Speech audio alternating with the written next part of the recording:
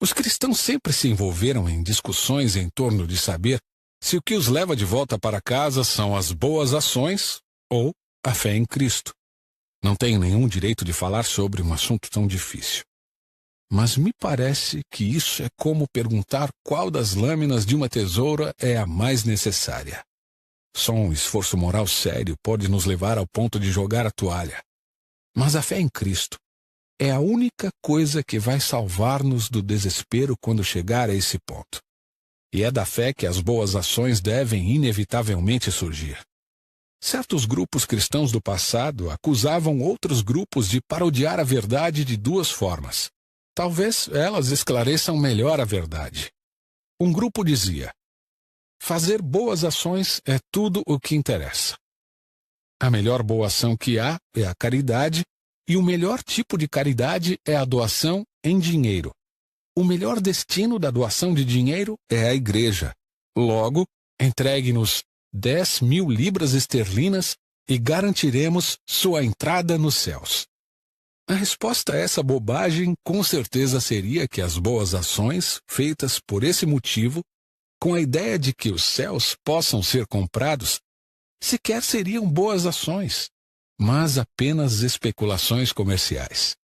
O outro grupo seria acusado de dizer: a fé é tudo o que interessa. Consequentemente, se você tem fé, não importa o que faça. Peque à vontade, meu filho, e divirta-se, pois, para Cristo, isso não fará diferença no final.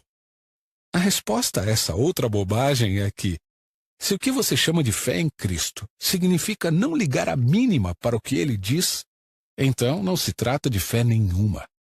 Nem de fé, nem de confiança nele, mas apenas de aceitação intelectual de alguma teoria sobre ele. A Bíblia parece realmente selar a questão quando reúne as duas coisas em uma só sentença surpreendente.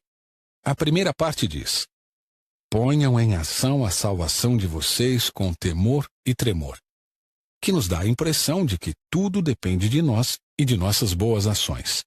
Mas a segunda parte completa: pois é Deus que efetua em vocês tanto querer quanto o realizar. Que dá a ideia de que Deus faz tudo e nós nada. Temo que esse seja o tipo de coisa que temos de confrontar no cristianismo e fico intrigado com isso, mas não surpreso. Veja que estamos tentando entender e separar em compartimentos estanques o que Deus faz e o que os seres humanos fazem, enquanto Deus e os seres humanos estão trabalhando juntos. E é claro que, de início, pensamos que é como se dois homens estivessem trabalhando juntos, de modo que você pode dizer: ele fez esta parte e eu fiz aquela. Mas essa forma de pensar está equivocada. Deus não é assim. Ele está dentro de você tanto quanto fora.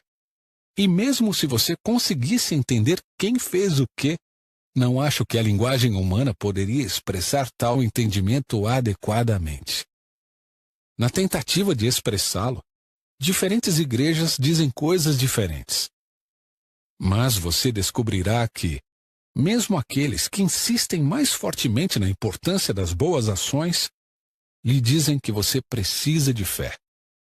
E mesmo aqueles que insistem mais fortemente na fé, lhe recomendam praticar boas ações. Em todos os casos, não posso levá-lo mais longe. Penso que todos os cristãos concordariam comigo se eu dissesse que, embora o cristianismo pareça, à primeira vista, resumir-se a moralidade, deveres, regras, culpa e virtude, ainda assim ele nos leva adiante, para fora de tudo isso, para algo que vai além. Podemos ter assim o vislumbre de um país onde não se fala sobre essas coisas, exceto, quem sabe, em uma piada. Lá, todos seriam cheios do que podemos chamar de bondade, como um espelho que se enche de luz. Mas eles não o chamariam de bondade, não o chamariam de nada. Eles não estariam nem sequer pensando sobre isso, pois estariam ocupados demais olhando para a fonte de onde tudo isso provém. Mas, nesse momento, chegaríamos perto do ponto em que a estrada cruza a margem deste mundo. Nenhum olho pode enxergar muito além disso. mas muitos olhos conseguem enxergar muito além dos meus.